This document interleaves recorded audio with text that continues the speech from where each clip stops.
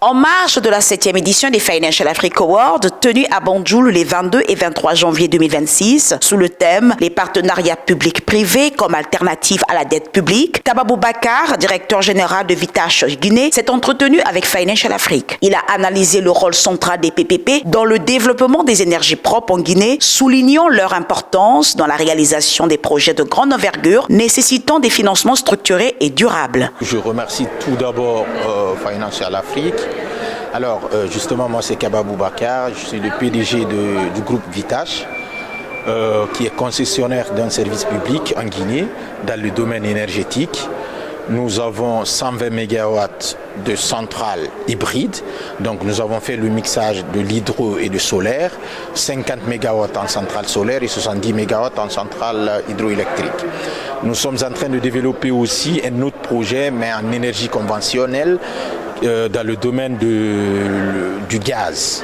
Donc nous avons 650 MW à construire avec des pipelines pour construire un terminal, une centrale à gaz et produire de l'électricité pour nos off-takers miniers parce que nous sommes au cœur des miniers.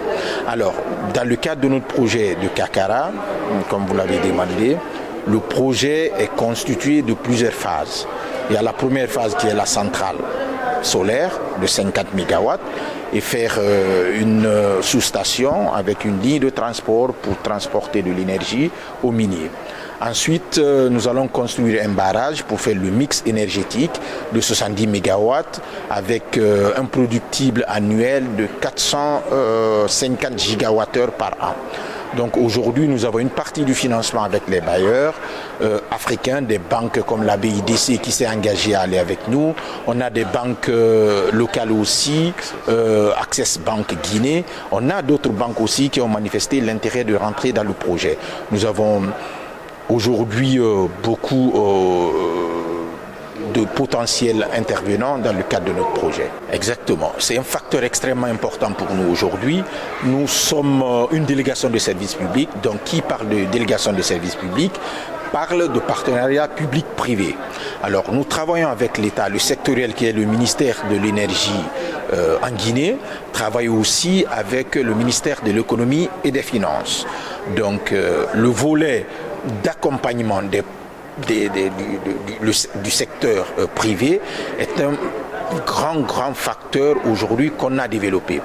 Alors l'attente chez nous, c'est de nous accompagner pour la mise en place de notre projet progressivement. Je vous donne un exemple. Dans notre centrale à gaz, nous avons pris l'État comme partenaire. Donc ça veut dire que nous faisons une implémentation, un modèle économique avec l'État qui rentre dans le capital de l'investissement avec les bailleurs de fonds, y compris Vitash Guinée. Donc qui parle des projets de grande envergure, parle forcément de l'apport, de l'accompagnement de l'État, qui parle de l'accompagnement de l'État, parle du partenariat public-privé.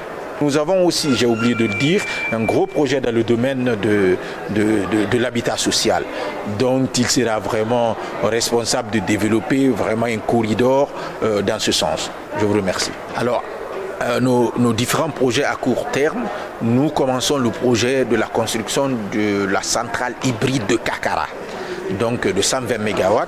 Ensuite, à court terme, je crois, d'ici la fin du premier semestre, nous allons commencer le programme pilote de l'habitat social, des logements sociaux, de 215 logements avec nos partenaires en Guinée.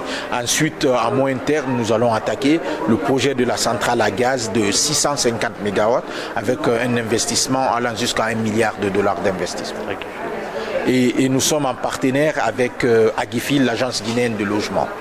Et bien sûr qui est une agence étatique, mais qui nous accompagne dans la mise en place de notre programme de l'habitat social. Super.